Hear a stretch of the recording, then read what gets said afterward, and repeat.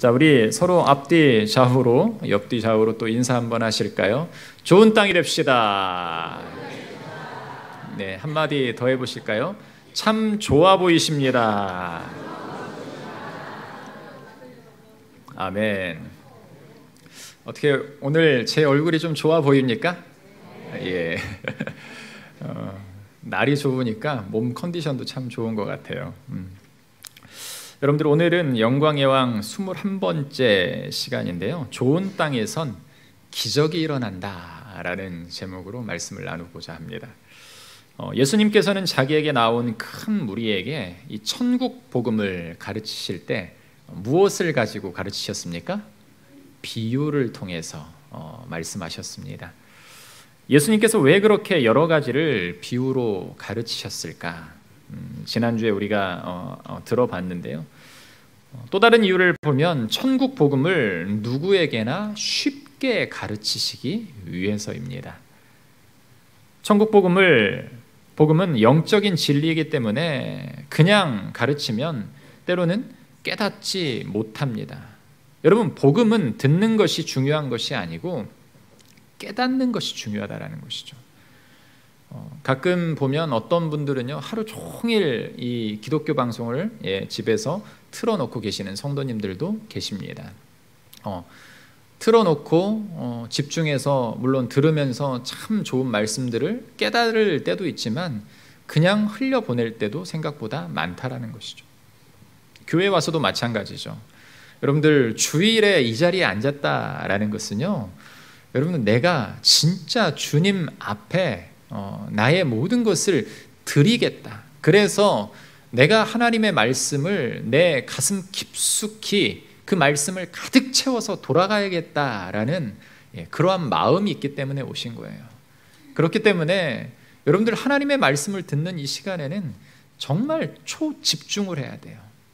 도대체 이 말씀, 하나님의 말씀, 예수 그리스도께서 하신 이 비유를 통해서 도대체 목사님께서는 뭐라고 말씀하시는가? 여러분들, 그래서 조금 부족하지만 그래도 깨달을 수 있는 것들을 찾아가셔야 된다는 거죠. 예수님도 마찬가지였습니다. 들을 귀 있는 자들은 들으라. 저도 여러분들에게 그렇게 동일하게 말씀을 드리고 싶어요. 들을 귀 있는 자들은 들으라. 아멘. 오늘 이 시간에 우리 모두가 들을 귀가 열리는 은혜가 먼저 있기를 주님의 이름으로 축원합니다. 여러분, 천국 복음은 이 듣는 것에 이것이 중요한 것이 아니고 깨닫는 것이 그래서 중요합니다. 그래서 예수님은 많은 사람들이 쉽게 깨달을 수 있도록 여러 가지 비유로 가르치셨습니다. 또 하나는 다른 이들이 깨닫지 못하도록 하기 위해서 여러 가지 비유로 말씀을 하십니다. 바리새인이나 그를 쫓던 무리들이 있었습니다.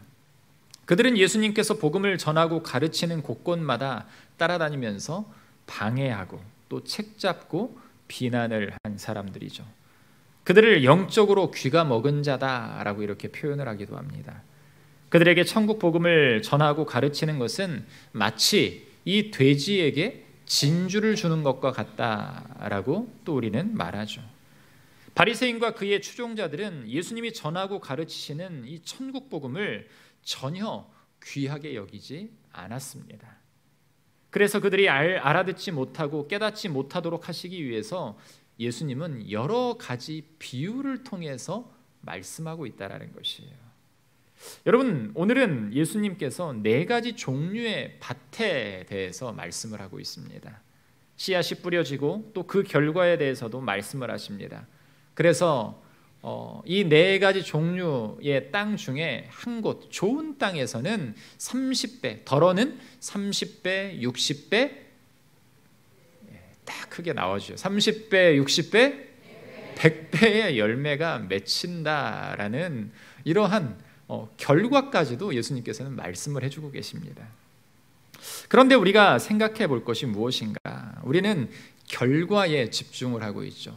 어떻게 하면 내가 100배를 맺을 수 있을까? 여러분들 30배의 눈이 가십니까? 100배의 눈이 가십니까? 100배의 눈이 가시죠. 어떻게 하면 내가 100배를 얻을 수 있을까? 그런데 과정과 오늘 이 본문에서 비유를 통해서 예수님께서 말씀하시고 계시는 이 핵심, 우리의 마음, 이 마음이 변화돼야 된다라는 것은 전제하지 않은 채 우리는 지금의 이 모습으로 무엇을 누리고자 하는가? 결과를 누리고자 한다는 것이에요.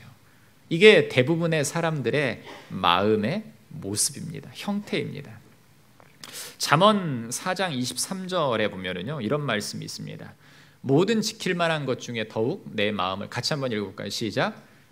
지킬 만한 것 중에 더욱 내 마음을 지키라. 생명의 근원이 이에서 남이니라. 아멘. 생명의 근원이 마음에서 난다고 합니다. 우리가 가꾸고 지켜야 할 것은 바로 무엇이다? 마음이다라는 것이에요. 그렇다면 예수님의 비유를 통해 우리가 생각할 것은 우리의 마음을 어떻게 지키고 가꾸는가입니다. 지금 우리의 마음은 어떤 땅인가? 오늘 말씀을 통해서 여러분들 돌아보시면서 여러분들 오늘 아마 이 교회 안에도 예배드리는 우리들의 마음을 하나님께서는 네 종류로 나누고 계실지도 몰라요. 똑같은 모습으로 예배를 드려도 하나님의 눈으로 보면 네 종류의 마음이 있다라는 것이죠.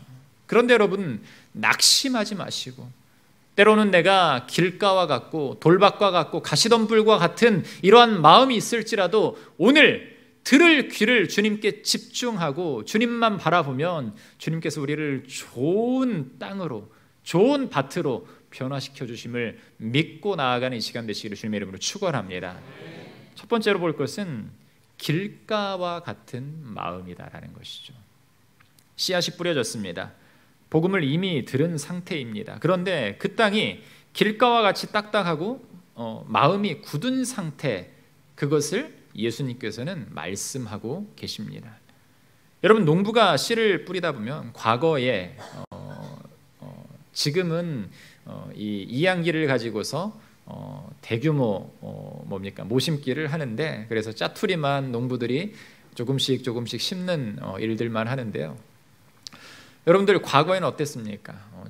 저는 과거에 좀 시골에 살았었습니다. 시골에서 보는 것은 무엇이었냐면요, 경운기가 없던 시절 소 쟁기를 가지고서 이 논을 갈고, 그리고 한쪽에 이 논 묘목을 잘 해놨다가 적당한 때, 딱 요맘때였던 것 같아요. 이만한 때에 동네 사람들이 모여가지고요, 한 줄 한 줄 이 줄잡이가 있지 않습니까? 양쪽 줄잡이. 제가 다니던 초등학교에서도 논이 있어가지고 학생들이 모를 심었던 기억이 있어요. 그래서 모를 심어봤던 기억이 있는데, 줄잡이가 있으면 어떻게 합니까? 모를 적당히 떼야 돼요. 많이 심으면 됩니까? 안 됩니까? 혼나요. 할아버지 할머니들한테 혼나고. 적당히 심고, 이걸 어떻게 심어야 됩니까? 적당한 힘으로 쏙 눌러줘야 돼요. 대충 누르면 떠버리죠. 처음에 앞줄을 심을 때는 저도 몇 번 떴던 기억이 있어요. 잘 심어야 됩니다. 또 너무 깊이 들어가면 어떻게 됩니까? 자라질 못하게 되는 거죠. 여러분, 그런데 어떻습니까? 과거에는요, 그렇게 모내기를 할 때도 있었고, 또 어떤 모내기를 했냐면요, 이 농부들이 이 주머니 같은 걸 옆에다 딱 놓고 벽실을 어느 정도 발화된 그런 것들을 품고 있다가 흙뿌리기를 했어요. 흙뿌리기. 그렇게 해서 이 벼가 돋아나도록 했던 그런 것도 있습니다. 여러분, 농부가 씨를 뿌리다 보면 이런 길가에, 그러다 보니까 어떻습니까? 제대로 된 곳에, 밭에, 또 그리고 이 논에 뿌려지지 않는다라는 거죠. 길가에 뿌려지는 때도 있다라는 것입니다. 그러면 어떻습니까? 새들이 와서 먹어버립니다. 여기서 말씀, 씨는 무엇을 비유하는가? 말씀이에요. 하나님의 말씀. 또 새는 무엇입니까? 사탄입니다. 말씀은 들었지만 이 사탄이 와서 뿌려진, 우리의 마음 가운데 뿌려진 이 씨를 먹어버린다라는 것이에요. 여기서 말하는 사탄은 다른 것이 아닙니다. 주님께 집중하지 못하고 세상의 것에 우리의 관심이 가는 마음이다라는 것이에요. 말씀을 들었지만 잡다한 세상적 생각이 우리의 마음을 지배하면서 들은 말씀을 깨닫기도 전에 사탄은 우리의 마음을 잠식해버린다는 것이죠. 언제 들었냐는 듯, 방금 말씀을 듣고 회개하라, 천국이 가까웠느니라, 용서하라, 사랑하라 외쳤는데 등을 돌아서면서 문 밖에 나가면서 차가 휙 지나가니까 차를 바라보면서 막 육두문자를 쓰는 우리의 모습들 때로 있지 않습니까? 구약 성경을 보면 불순종하는 이스라엘 백성들을 향해서 하나님은 이렇게 말씀을 하십니다. 내 말 듣기를 거절하고 그 마음에 완악한 대로 행하였다. 여러분, 하나님의 말씀을 들었음에도 불구하고 사탄이 금세, 그런데 왜 사탄이 와서 그 씨를 먹어버렸을까요? 우리의 마음이 무엇과 같기 때문에? 길가와 같기 때문에 그렇다라는 것이에요. 심기어질 그 기초가 안 돼 있다라는 것이에요. 마음이 가난해야 하는데, 자기 죄를 돌아보고 날마다 애통해야 하는데 그들은 전혀 애통해하는 적이 없습니다. 그래서 천국의 복과는 거리가 멉니다. 이런 사람의 마음은 완전히 사탄에게 잡혀 있어서요, 길가와 같은 모습으로 하나님의 말씀이 깊이 들어가지 못한 채 어때요? 그냥 길가에 뿌려진 벽시, 새의 먹이처럼 그렇게 변해버리고 만다라는 것이죠. 여러분 C.S. 루이스가 쓴 스크루테이프의 편지에 보면, 과거에도 한번 말씀을 드렸는데요, 이런 이야기가 나옵니다. 어떤 노신사가 도서관을 찾아갑니다. 이 사람은 책을 뒤적이다가 신앙에 관한 책을 한 권 읽게 됩니다. 그래서 그 책을 읽으면서 이 하나님에 관한 이 마음을 싹트게 됐습니다. 그래서 하나님은 어떤 분일까? 나는 그분과 어떤 관계를 맺어야 할까? 이런 생각을 하고 있는 노신사에게 이 악마가 다가옵니다. 점심시간이야, 뭘 그렇게 생각해? 밥이나 먹어. 그 순간 이 사람은 하나님에 대해서 생각하는 것을 멈추고 식당으로 갑니다. 점심을 먹다가 또 갑자기 하나님에 대한 생각인 마음이 일었습니다. 하나님은 과연 어떤 분이실까? 그런 생각을 하자 악마가 다시 그 마음속에 속삭입니다. 밥 먹는데 뭘 골치 아프게 그렇게 생각합니까? 우선 식사나 끝내. 식사가 끝났습니다. 또다시 하나님에 대한 생각이 가슴속에서 일어났습니다. 그러자 악마가 다시 속삭입니다. 오늘 너무 바빠. 그런 건 나중에 한가할 때 생각해도 돼. 여러분, 결국 하나님의 말씀을 보고 듣고 깨닫는 그 순간순간의 마귀는 우리의 마음을 좀 먹듯 먹어버리면서 아무런 변화도 없이 다른 때와 똑같은 모습으로 이 노신사는 집으로 돌아가고 말았다라는 것이죠. 그 노신사의 뒷모습을 보면서 이 악마는 회심의 미소를 지었다라고 이 C.S. 루이스는 말하고 있습니다. 여러분, 15절 말씀처럼 사탄은 우리의 마음에서 하나님의 말씀을 빼앗고 우리의 생각, 우리의 마음까지 뺏는다라는 것을 말하고 있어요. 마태복음 13장 19절에 보니까요, 이렇게 말하고 있습니다. 아무나 천국 말씀을 듣고 깨닫지 못할 때는 악한 자가 와서 그 마음에 뿌려진 것을 빼앗나니 이는 곧 길가에 뿌려진 자요. 여러분, 여기서 깨닫지 못한다는 말은 지적인 깨달음과 이 지능 지수의 높고 낮은 또는 이해력을 뜻하는 것이 아니에요. 여기서 쓰여진 이 수리에미라는 이 헬라어 단어가 있는데요, 이 깨닫지 못한다라는 의미는, 이 깨닫는다라는 것은 결국에 뭡니까? 함께 동참한다라는 의미를 가지고 있어요. 함께 동참한다. 즉 그 말씀이 가르치는 것을 행하기 위해 내 모든 정열을 기울이는 것을 말하고 있다라는 것이죠. 길가와 같은 성도는 그런데 하나님의 말씀을 받아들이지 못합니다. 실제로 말씀에 대한 열정도 없고 말씀에 대한 사모함도 없는 사람들이에요. 말씀이 그의 삶 속에 전혀 뿌리를 내릴 수 없는 사람들입니다. 사탄은 말씀이 내 마음속에 들어가지 못하도록 뿌려진 말씀을 빼앗거나 말씀을 들어도 그것을 내 것으로 만들지 못하도록 우리의 마음 주위에 견고하고 굳은 벽을 날마다 세워간다라는 것이죠. 이렇게 해서 굳은 마음을 가지게 된 사람이 길가와 같은 마음밭을 가진 사람이다라는 것입니다. 여러분, 우리의 마음은 어떻습니까? 이 말씀을 통해 우리의 굳어버린 마음을 성령의 은혜와 능력으로 갈아엎는 귀한 역사가 우리 가운데 나타나기를 주님의 이름으로 축원합니다. 두 번째는요, 흙이 얕은 돌밭과 같은 마음이다라고 말합니다. 말씀을 듣고 처음 은혜를 받을 때 성령 하나님께서 내 마음 가운데 오셔서 예수 그리스도의 거룩한 은혜의 자리, 회복의 자리에 들어서면 여러분들 마음이 어떻습니까? 마음이 뜨겁습니다. 참 좋습니다. 막 열정이 생깁니다. 그래서 감격한 마음으로 말씀을 받습니다. 그런데 집에 돌아가서는 말씀으로 인해 결코 어떤 열매도 나타나지 않는다는 것이죠. 오랜 기간 교회를 다녀도 아내가 남편을 볼 때 전혀 그 신앙을 인정할 수 없습니다. 자녀들이 보기에도 부모의 삶에 변화가 없습니다. 말씀을 들었음에도 삶은 변하지 않고 그대로인 것이에요. 왜 그럴까요? 말씀이 내 안에 진리로 들어오지 않기 때문입니다. 좋은 땅에 뿌려진 씨는 깊은 뿌리 조직을 갖추면서 이 아래로 뿌리를 뻗어가게 돼 있어요.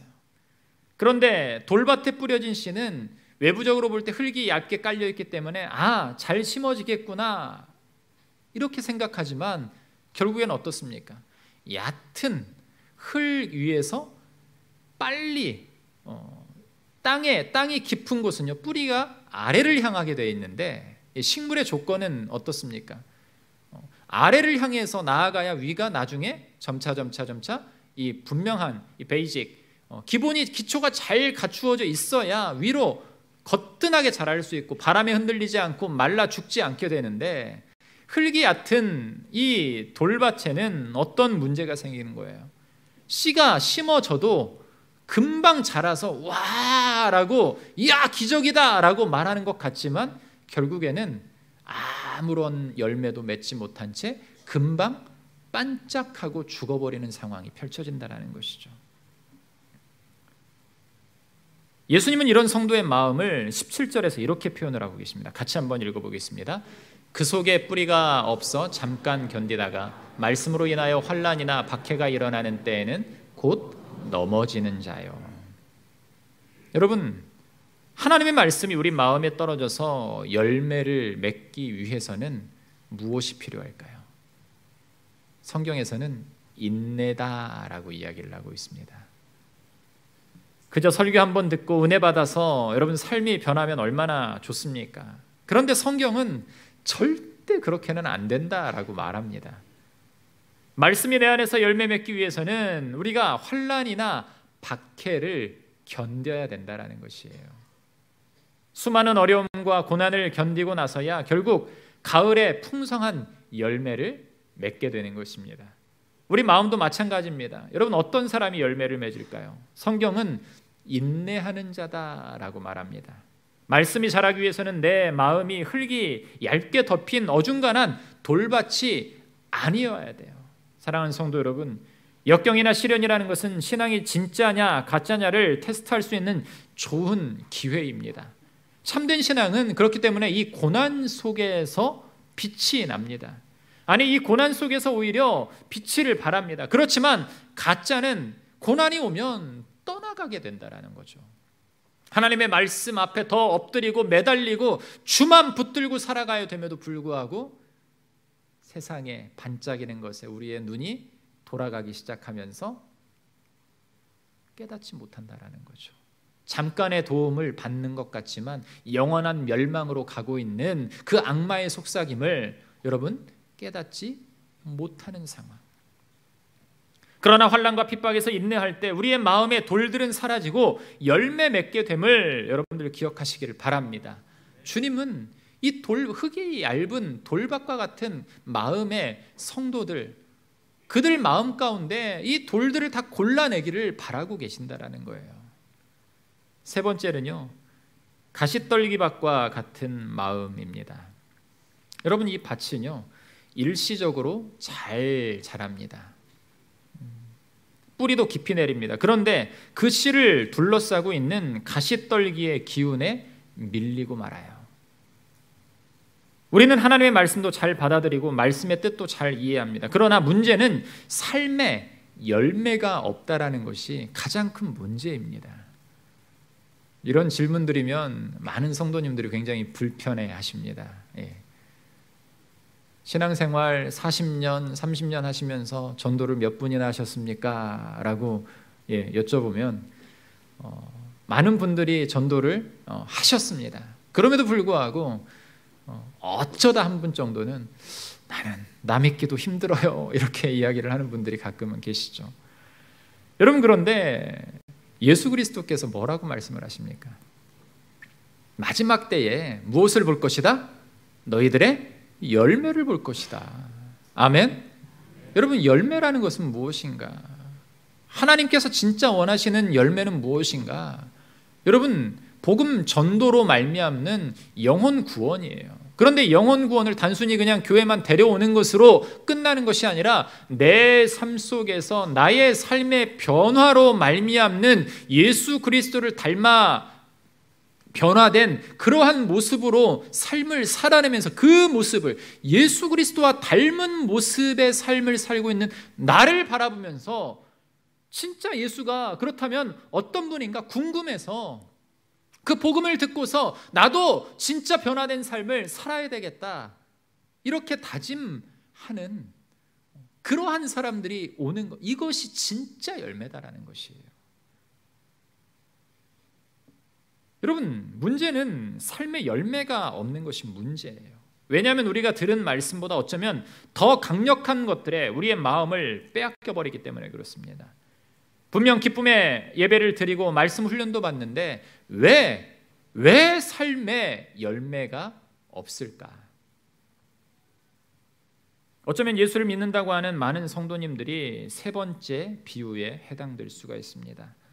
신앙생활을 잘합니다. 그런데 열매가 없습니다. 여러분, 그것은 다른 이유가 아니에요. 우리 마음의 가시 때문입니다. 여기서 예수님께서 말씀하시는 가시는 무엇일까요? 우리 19절 말씀을 같이 한번 보겠습니다. 19절입니다. 세상의 염려와 재물의 유혹과 기타 욕심이 들어와 말씀을 막아 결실하지 못하게 되는 자요. 아멘. 염려, 재물의 유혹과 욕심. 여러분, 여기서 이 욕심이라는 단어, 탐욕이라는 단어는요, 이 아람어로 맘몬이라는 단어입니다. 과거나 현재 우리의 마음을 지배하려 드는 것은 결국 맘몬이다라는 것이에요. 인내하지 못하게 하고 자꾸 탐욕에 이 마음을 갖게 한다라는 거죠. 욕심을 갖게 한다라는 거죠. 욕심을 가지면 염려가 일어나고 유혹을 받게 됩니다. 성도들도 세상 사람들이 하는 염려를 동일하게 합니다. 많은 염려를 한다는 것은 여러분, 주께 온전하게 나의 삶을 맡기지 못한다는 것이에요. 그것은 결국 내 안에 가시가 가득 차 있다라는 거죠. 내 주변에 온통 가시덤불인데도 불구하고 내가 어느 정도 자랐기 때문에 나는 뭐 괜찮아 스스로 합리화를 하며 살아가는 그러한 모습. 여러분 안에 염려가 있습니까? 여러분, 그것은 욕심이 있다는 것이에요. 세상에 대한 지나친 욕심이 우리 마음속에 있는 한 아무리 하나님의 말씀을 들어도 결국 열매 맺지 못하게 되는 것입니다. 그래서 하나님은 우리에게 이렇게 말씀을 하십니다. 요한 1서 2장 말씀인데요. 이 세상이나 세상에 있는 것들을 사랑하지 말라. 누구든지 세상을 사랑하면 아버지의 사랑이 그 안에 있지 아니하니 이는 세상에 있는 모든 것이 육신의 정욕과 안목의 정욕과 이생의 자랑이니 다 아버지께로부터 온 것이 아니요 세상으로부터 온 것이라. 아멘. 물질에 대한 염려가 있습니까? 여러분, 우리가 가장 어려워하는 것이 무엇일까요? 11조 생활입니다. 그런데 11조를 통해 주님이 주시는 은혜가 여러분들 무엇인지 알고 계십니까? 바로 물질의 유혹이 마음에서 사라진다는 것이에요. 바로 왜냐하면 주께 드릴 것을 드린 후에 주님은 우리 가운데 무엇을 주시는가? 평강을 주세요. 아멘. 복 주시기를 원하시는 분이다라고 우리가 생각을 하지만 하나님은 평강을 주신다는 것이에요. 물질에 대한 욕심이 점점 작아집니다. 왜냐하면 믿음으로 11조를 하기 때문에 우리 안에 하나님께서 믿음을 주십니다. 어떤 믿음입니까? 하나님께서 책임지신다라는 거죠. 많은 성도들이 이 은혜를 누리고 있어요. 하나님께서 책임지신다라는 것을 믿기 때문에. 내 마음이 여러분 이런 마음, 하나님이 책임진다라는 이 마음이 내 안에 들어서면 얼마나 기쁘고 감사한지 모릅니다. 풍부에도 처할 줄도 알고 가난에 처할 줄도 아는 것, 여러분 이것이 은혜라는 것이죠. 여러분의 염려와 욕심의 가시가 사라지는 역사가 오늘 이 시간 여러분 마음 가운데에 풍성히 임하기를 주님의 이름으로 축원합니다.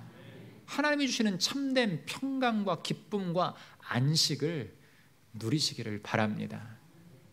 여러분 마지막, 그렇다면 이 좋은 땅과 같은 마음은 무엇인가? 우리 동일 본문인 누가복음 8장 15절 말씀을 보면요 이렇게 말합니다. 좋은 땅에 있다는 것은 착하고 좋은 마음으로 말씀을 듣고 지키어 인내로 결실하는 자니라. 아멘. 우리 같이 한번 다시 읽어볼까요? 시작.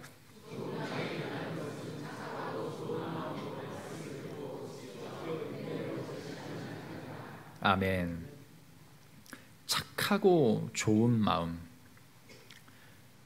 여러분 착하고 좋은 마음으로 말씀을 듣고 지킨다고 이야기를 하고 있습니다. 왜 지킨다고 말할까요? 이 지킨다라는 말은요 꽉 잡는다라는 의미를 가지고 있어요.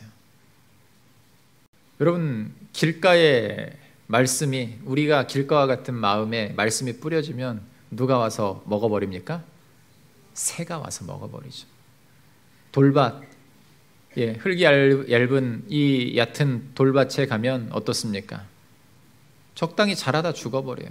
가시덤불에 뿌려주면 어떻습니까? 여러분 가시도 결국에는 뭐예요? 세상의 염려, 근심, 재물로 인한 염려들, 이 모든 것은 누가 주는 거예요? 사탄이 주는 거예요. 여러분 그런데 여기서 하나님의 말씀을 온전히 듣게 되면 여러분을 꽉 붙잡는다라는 거죠. 여러분 하나님 말씀을 받을 때 그것을 나를 향한 말씀으로 받고 세상의 핍박이 그것을 가져가지 못하도록 지켜낸다라는 것입니다. 세상의 염려가 그 말씀의 은혜를 막지 못하도록, 세상의 욕심이 그 말씀을 침범하지 못하도록 그것을 지켜내는 것이에요. 여러분들에게 질문 하나 드려볼까요? 여러분들 좋은 땅이십니까? 고민이 되시죠? 내가 지금 두 번째에서 세 번째쯤 되는지 아니면 세 번째에서 네 번째쯤 되는지 머릿속에서 특히 이 비유를 하게 되면 우리는 많은 갈등을 하게 돼요. 여러분 세상에 염려, 수많은 염려와 유혹이 있습니다. 그런데 더 큰 문제는 무엇이냐면 그 염려와 유혹에서 말씀의 은혜를 어떻게 지켜내는가입니다. 여러분 매 주일마다 은혜 받고 가십니까? 도전 받고 가십니까? 하나님 말씀대로 살기를 원하고 깨닫고 가십니까? 그런데 삶 속에서 참 힘들어요. 왜 힘들까? 말씀이 내 마음 밭에 깊이 뿌리박지 못했기 때문에 그래요. 여러분 왜 제가 매일 말씀 묵상을 하라고 할까요? 여러분들 왜 기도하라고 할까요? 전원주택을 짓고 사시는 분들이 한결같이 하시는 말씀이 있습니다. 왜 그렇게 풀이 빨리 자라는지 모르겠어요. 전원주택이라는 건 뭡니까? 꿈의 주택이잖아요. 내가 짓고 내가 원하는 모습으로 내가 원하는 형태로 만들어서 그 안에서 아름다운 그림과 같은 또 유행가를 한번 불러야 됩니까? 저 푸른 저는 저 푸른만 했습니다. 여러분 그러한 멋진 모습으로 살고 싶은데 날마다 일어나면 뭐가 자라 있는 거예요? 풀이 자라 있는 거예요. 여러분 무슨 말입니까? 매일 풀을 매지 않으면 좋은 풍경을 즐길 수 없다는 것이에요. 때로는 약을 치지 않으면 우리의 한계를 넘어서는 것들이 우리를 길가, 돌밭, 가시덤불로 만들어버립니다. 여러분 우리를 치료하는 가장 좋은 효과적인 약이 무엇일까요? 여러분 다 아시잖아요. 구약과 신약 값도 쌉니다. 39원, 27원, 66원, 100원도 안 되는 값싼 것을 우리에게 날마다 매일 삶 속에서 먹어라 말씀하고 계셔요. 들으라고 하십니다. 아니 막 일부러라도 들려주셔요. 그럼에도 불구하고 우리의 모습은 어떠한가? 우리가 날마다 마음밭에서 돌들을 골라내고 길가와 같은 밭을 성령의 능력으로 갈아엎으며 날마다 가시를 제거하면 여러분, 우리 마음밭은 좋은 땅이 된다는 사실을 여러분들 기억하시기를 바랍니다. 능력 있는 하나님의 말씀이 좋은 땅에 떨어지면 30배, 60배, 100배의 결실을 맺는다고 하나님은 말씀하셔요. 여러분, 그런 우리를 보시면 하나님은 뭐라고 말씀하실까요? 저는 이렇게 말씀하실 것 같습니다. 창세기에서 사람을 지으시고 하나님께서 하신 말씀, 보시기에 참 좋았더라. 우리 옆에 분들 한번 바라보시면서 보기에 참 좋습니다. 아멘. 사랑하는 성도 여러분, 여러분이 이 기적의 주인공이 되시기를 주님의 이름으로 축원합니다. 우리는 주님의 말씀으로 많은 열매를 맺을 수가 있어요. 그런데 우리가 한정 짓고 있는 게 하나가 있습니다. 이 본문을 통해서 우리가 늘 생각하는 이 제한선이 있는데 그 제한선을 여러분들 파괴해 버려야 돼요.